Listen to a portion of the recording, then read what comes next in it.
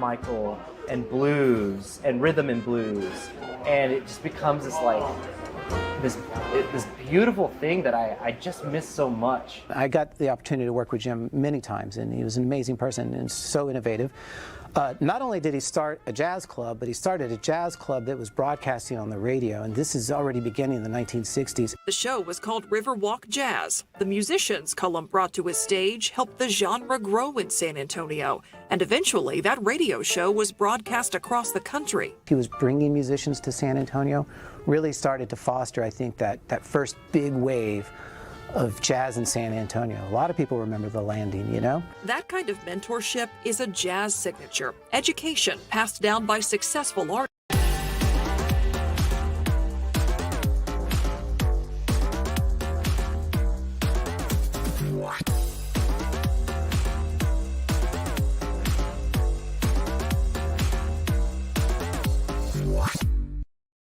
KSAT 12. The 6 o'clock news starts right now. And finally, we have a noticeable cold front to talk about. Big temperature drop, winds will kick up, humidity gets swept away. We'll talk about it all and time it out for you in just a bit. Plus, neighbors north of San Antonio dealing with the aftermath of a tornado. Madeline Lambert shows us the cleanup efforts. And hundreds of thousands of people here in our area are at risk of losing meal support. Daniela Ibarra shares how the San Antonio Food Bank is responding to the ongoing government shutdown. And libraries are back open for students once again in New Braunfels ISD. Erica Hernandez explains how we got here and what it means going forward. But first, welcome in. I'm Ernie Zuniga. I'm Myra Arthur. Adam Caskey here with us this evening to talk about what we have been waiting so patiently for, Adam, that cold front. I've been holding back my celebratory high kick. I may not, yes, I may not be able to be restrained. That's why he was longer. Stretching earlier. Okay. Hey, you don't want to pull a hammy. No, you know, not do that. Now that I'm in my mid-40s, ooh, she's right. Happens so easily. Wait till you get to mine.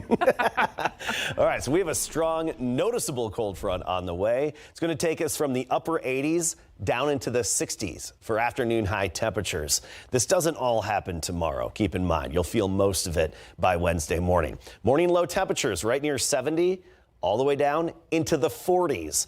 Coolest temperatures we have seen since early April. That's over 200 days. And the humidity, of course, has been very high. It gets completely swept away. So that's a welcome change, too. So notice our high temperature trend. Tomorrow's still warm, 88 degrees the high temperature. But then by Wednesday, we're down to 68 for the high, near 70 on Thursday, mid 70s on Friday. So Halloween looking fantastic. The warmest will be during the day is 75, and then in the 60s for trick-or-treating with low humidity. And we do warm up a little bit closer to and into the 80s by the weekend, but not the 90-degree weather that we've been experiencing lately. So again, tomorrow's still going to be warm. It's going to take some time for that cold front to move into Texas and then through south central Texas. So in the morning, muggy, warm, 70 degrees. By 3 p.m., upper 80s. Then that cold front is through, and it really changes things, especially by Wednesday morning. But look at Thursday and Friday. Morning temperatures, mid-40s, the coolest since, I believe it was April 4th. We'll talk about the wind, the gusts, what that means for the fire weather conditions, and how and when the humidity changes in just a bit. All right, to other news developing right now. At least 3 people are dead. 2 airlifted after a bad crash west of Burning. Yeah, this crash happened late this afternoon along the westbound lanes of I-10 at mile marker 524. Not a lot of details on exactly how this happened, but we know a Kendall County official confirmed that 3 people did die there at the scene. 2 were flown to San Antonio hospitals for their injuries. There's no word yet on if there were any other injuries. Kendall County officials say the westbound lanes are closed there while emergency crews work that scene. We are working to get more information and hope to have an update for you very soon. Well, after temporarily closing, New Braunfels ISD has reopened its libraries. That closure was to review its catalog of library materials to make sure they comply with a new state law. So Erica Hernandez takes a closer look at the law and the review process books across all school districts must adhere to. Students in New Braunfels ISD can start borrowing books from their school libraries once again. Last week, the district closed all campus libraries in order to review the catalog of materials to make sure they comply with Senate Bill 13. The bill gives parents more access to what books their kids check out and requires schools to have a review process for its materials. I took a closer look at the 81 books that New Braunfels ISD is closely reviewing. I put the list into ChatGPT to categorize why these particular titles were not compliant under the new state law. These titles, for the most part, had storylines that dealt with sexual content, violence, drug use, and profanity. So what does the review process look like? I did some more digging, and this is what I found out. The first step is compiling a list of books that may contain content considered harmful under state law. Step 2, a library advisory committee begins the process to review each title. In New Braunfels, some popular books like The Handmaid's Tale, Game of Thrones, and The Color Purple are included. Step 3, parents can challenge any title during the review process. And finally, the school board will make the final decision based off the recommendation from its committee. In addition to the review process, all new library materials coming into the library also have to go through the process to determine if they are compliant. The review itself can take some time. The books in question must be listed on the school district's website for at least 30 days before the school board decides if they stay or go. We have the full list of the 81 titles under review at the district on our website. Just search New Braunfels ISD on the homepage. Erica Hernandez, KSAT 12 News. A girl takes 3 weapons to a Northside ISD high school, and now she is in custody. School leaders say she was able to get into the school through the main campus doors, but she was not a student there. In a letter to parents, the Warren High School principal stated the girl said that she wanted to register as a student. At some point, staff members became suspicious and notified school officials. Administrators and Northside ISD police officers confronted the girl as she tried to leave the school, and that's when they found the 3 weapons. It is unclear what kind of weapons they were, but regardless, parents were on edge. I was shocked. I was just like trying to process this because you heard it before us, and for me to hear from Case, I was like, wait, what? I have 2 students in? I really have no words. Like, I'm that speechless. Like, how is that even possible? Now, school officials say there is no ongoing threat to students or staff right now. The girl's identity has not been released because she is a minor. KSAT is continuing to find out more about a story that we first brought you as breaking news on Friday. East Commerce Street downtown reopened completely following an emergency response to failing scaffolding. On Friday, San Antonio firefighters blocked off the road between Soledad and North Flores streets. Both construction crews and bystanders were able to get out of the way without getting hurt. Well, 2 men, apparently at odds over a woman, are in 2 different places right now. San Antonio police say one of them is in jail while the other is in a hospital with gunshot wounds and other injuries. Our Katrina Weber shows us how angry words in a parking lot ended with a violent crash on the road. Yellow markers map out the area where San Antonio police say bad blood between 2 men led to bloodshed. They say the 2 who had dealings with the same woman crossed paths Monday morning in this motel parking lot near Loop 1604 and Bandera Road. It was pretty bad. Like, I could hear the blows, and I didn't think much of it just because, like, I mean, I just thought it was a regular fist fight. That witness who wanted to hide his identity was working on a vehicle nearby when he heard fists flying between the men. Soon, though, bullets would also be flying. The situation escalated from a physical fight in the parking lot to a shooting as the victim attempted to flee. Shot like 5 times through the glass. When that happened, I was like, oh my God. The witness says he took cover in a makeshift motor home while officers moved in to sort it all out. Police say the 26-year-old man who was shot was with the woman at the motel when the father of her child showed up. All of this apparently played out in front of that child. She was like, stop, stop. Right after the shooting, police say both men drove off. But the wounded man crashed a few miles away and was ejected from his car. He also broke his leg in the crash. The 40-year-old suspect was stopped by police and arrested. Even if police hadn't caught the suspect right away, they say they had a very reliable witness. That camera, they say, caught everything. He was shooting like point blank, like right here. The human witness, meanwhile, says it will be a while before he gets over what he saw. Katrina Weber, KSAT 12 News. Well, tonight, a 23-year-old man accused of murder is sleeping in jail. Shiatik Wilson has been arrested for murder in connection with a shooting. This happened Sunday morning in a neighborhood near Old Seguin Road and Walsham Road. Preliminary reports state that the victim, who has not yet been identified, suffered a gunshot wound to his chest. At this time, investigators are still working to determine what led up to the shooting. Deputies have not said what evidence they found that linked Wilson to this crime. We reached out for more details, but so far have not heard back. Well, the defense delivered a major blow to the state's case today in the trial of 3 former San Antonio police officers accused in the 2023 killing of Melissa Perez. If you've been following this trial, we are now on day 11 of testimony in this case. And this morning, the state planned to call at least 3 expert witnesses on law enforcement policy, but the defense objected to them being allowed to testify. One of the defense attorneys argued that none of the state's experts had any personal knowledge of the night Perez was shot and killed by Eleazar Alejandro, Alfred Flores, and Nathaniel Villalobos. Judge, we would put before the court that an officer like Hubert, an officer like Sandoval, has no personal knowledge, was not at the scene during the incident, and is therefore only coming in to offer an opinion. The court will grant the defense objections related to any experts that will be offered to testify on officer policy. So now at least 3 of the state's experts are not allowed to testify in this trial. The state did call up one of Perez's friends to testify about her mental health. And we are live streaming this trial gavel to gavel. Testimony is expected to continue tomorrow morning. You can watch it on all of our KSAT streaming platforms. All right, let's take a look outside right now at traffic on this Monday afternoon. And right now we've got 35 at 37 there. This interchange, or these highways look pretty good right now. So we're keeping tabs on everything outside. And right now, nothing of concern here. But if something does pop up, we'll be sure to let you know. But we are going to talk about an area of concern still ahead. It's an area of growth as well, but a problem spot when it comes to traffic. Next on the news at 6, concerns from neighbors and what's being done to address those traffic troubles on the far west side. All right, live cam again as we go back outside.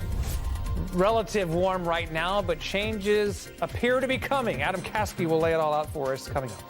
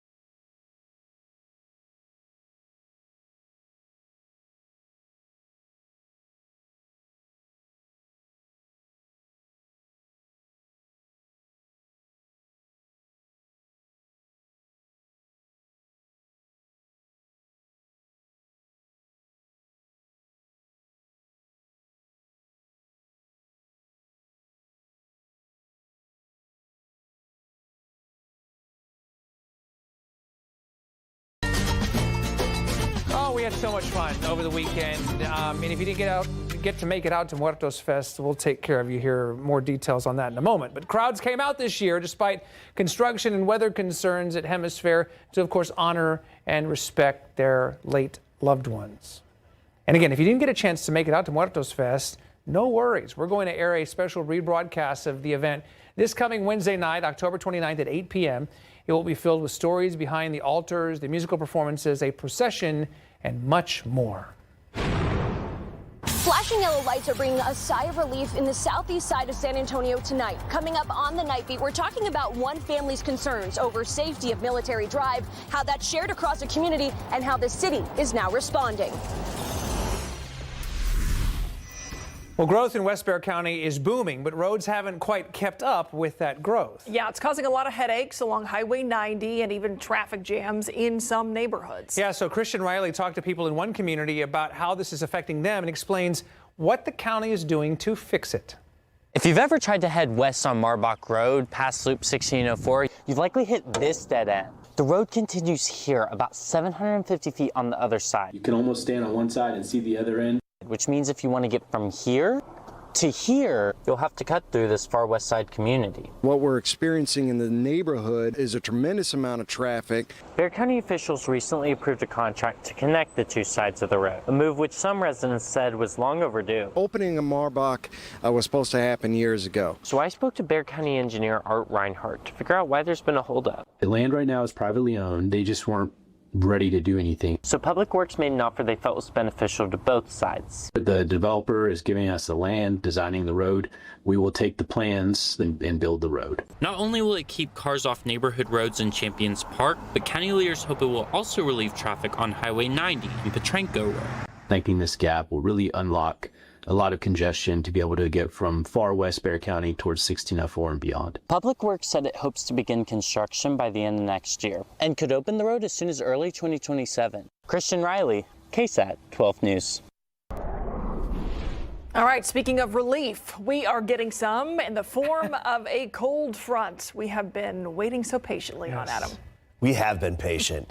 I mean, and I do think this cold front will be just enough to prevent this October from being the warmest on record. So there's that too, right? Yeah, we were flirting. Yeah, and get ready. Halloween's going to be fantastic. Wonderful. Feeling good. Great on Halloween. One of those Halloweens where we're so lucky, like any costume's pretty much going to be okay, right? Nice. I mean, trick-or-treating in the 60s. That's pretty good. So tomorrow morning, still warm and muggy, 70 degrees at sunrise, areas of fog again, just like earlier today. We make it up to 88 for the high temperature at 3 p.m. Then the cold front hits. It gets very windy, humidity drops, and by 9 o'clock, we're already down to 67. So let's talk about the wind gusts throughout the day tomorrow.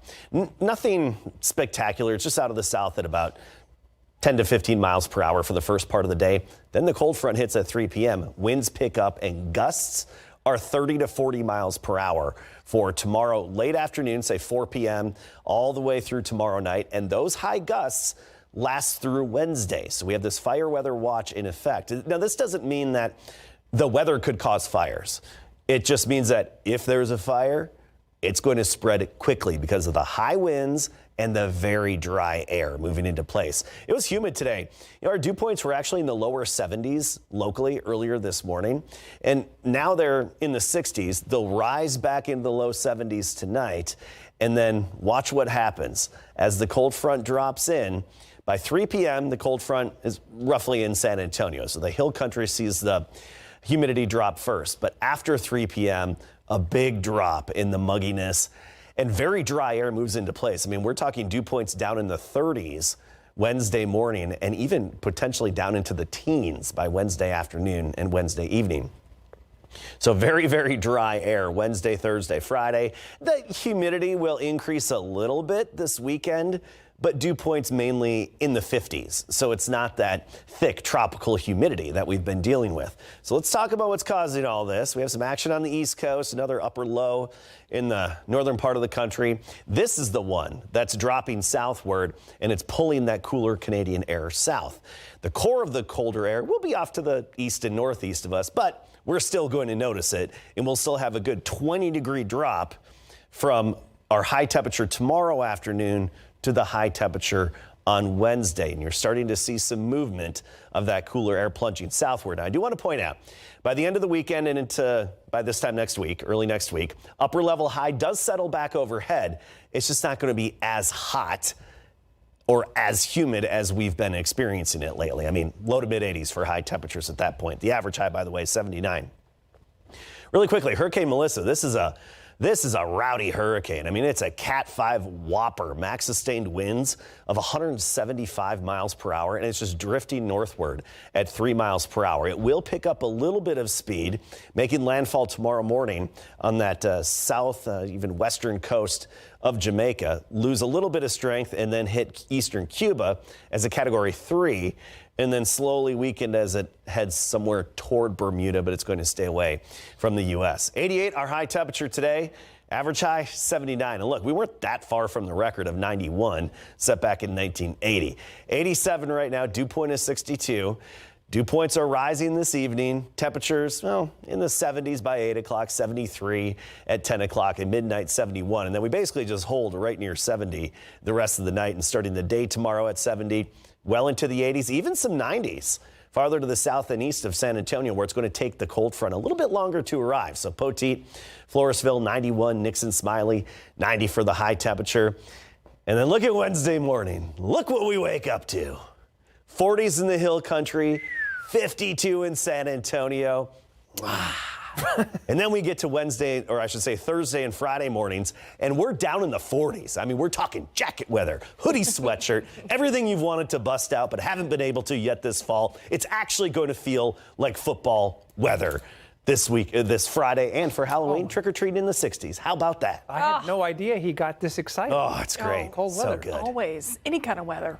But let there be layers. I see that. I like it. Okay, well, and this is a perfect transition to football because, Larry, now that the cooler weather is coming, I mean, the football games are more tolerable outside. Yeah, and the action on the field is really heating up at the same time, though, because there's only 2 weeks left in the regular season. So teams are jockeying for playoff position, playoff seeding, you name it. Coming up, we're going to talk more about our game of the week. Tybee at Alamo Heights, a key 13-5A2 matchup. We got it coming up.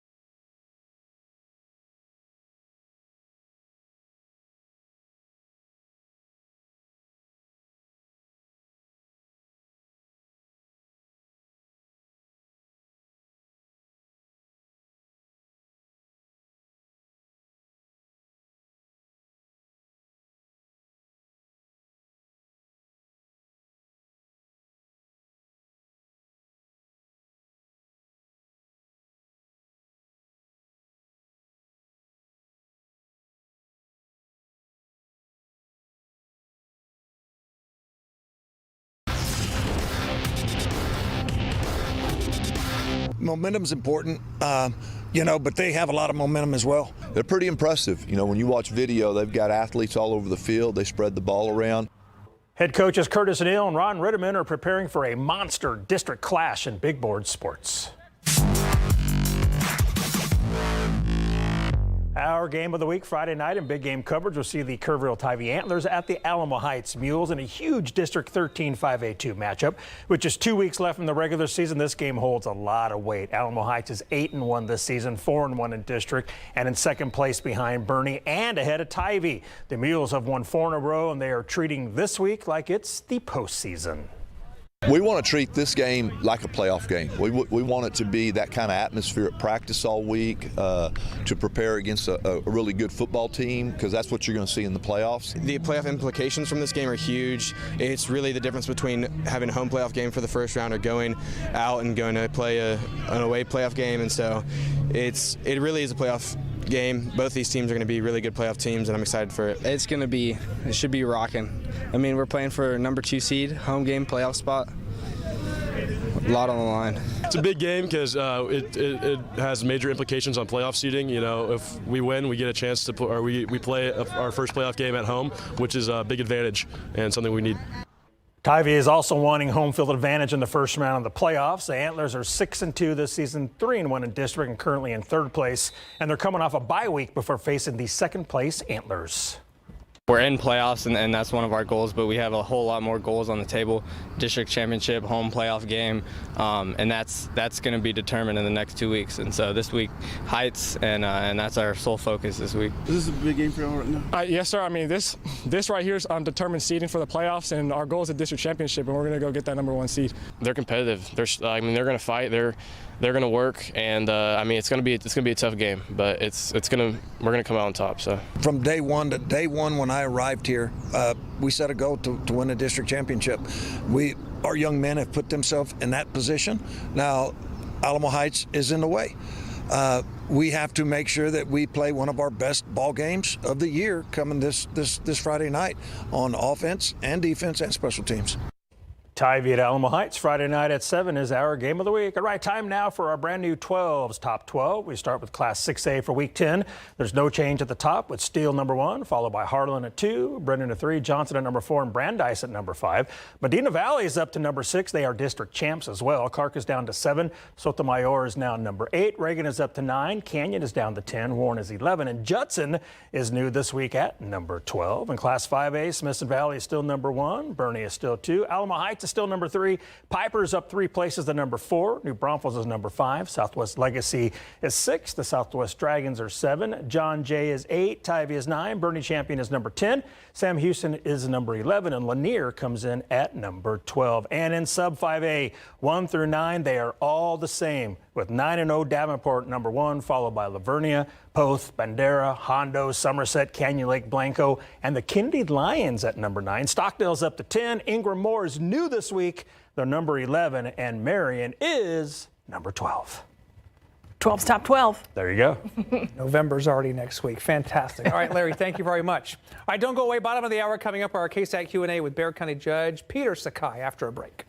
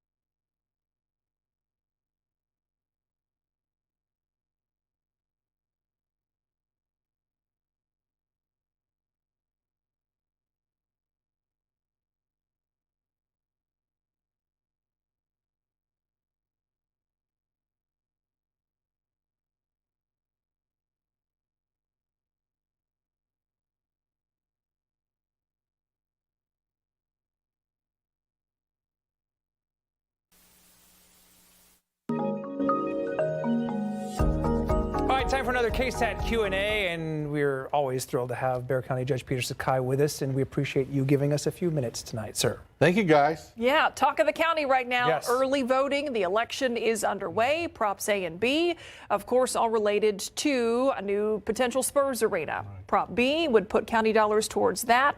Prop A would put money towards holding on to the Frost Bank Center, making sure that it is viable and a year-round rodeo. We've kind of talked about Props A and B as if they are this package deal.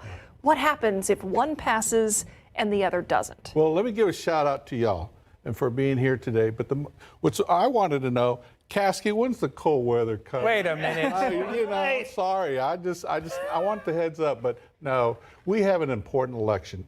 Referendums A and B. They are a game-changing opportunity for San Antonio, Bexar County in order to proceed with the revitalization of the east side, to redo all those county facilities, to fulfill that commitment to hopefully have a whole economic generation over there on the east side. And then two is referendum B with the balance of the monies with caps and limits on our county venue tax. County venue tax, a hotel occupancy tax, a rental car tax, a tax on tourists. So you've asked the question, what happens? And so at this point, what I want to make perfectly clear, what the most important issue for us in this community is that no matter what the outcome of referendum A and B, we must come together as a community in unity. And we have to then accept the decisions of the voters, the will of the voters, majority rules, and we'll move forward.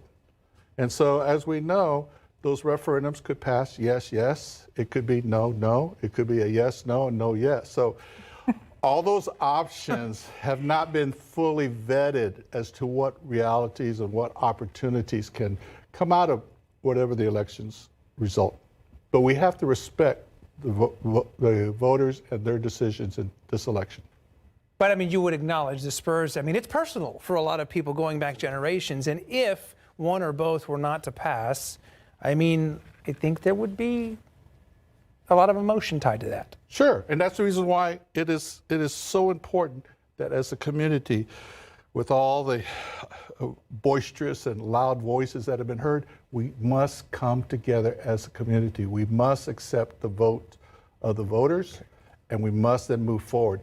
As county judge, I will want to make sure that we take advantage of whatever decision the voters may make.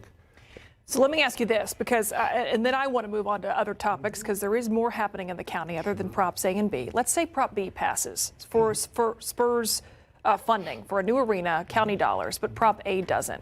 Does the county have the money to make sure that the Frost Bank Center, the Coliseum grounds, those stay viable and do that east side revitalization that you're talking about? No, that's the reason why Proposition A is vital for the revitalization of the east side. And I've made that very clear when this first opportunity came.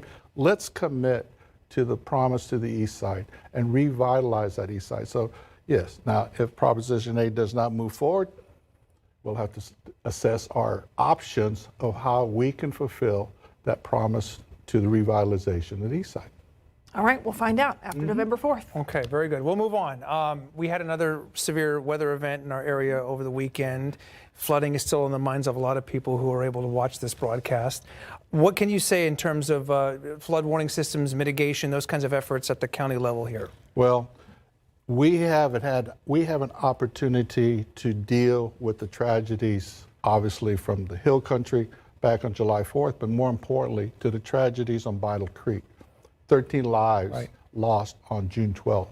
That has resonated in my head as to my duty as county judge to protect its citizens. And so we put our minds together and the county stepped up, and the Commissioner's Court has approved a $21 million flood control called the Next Generation Warning Activation System. It's a state-of-the-art.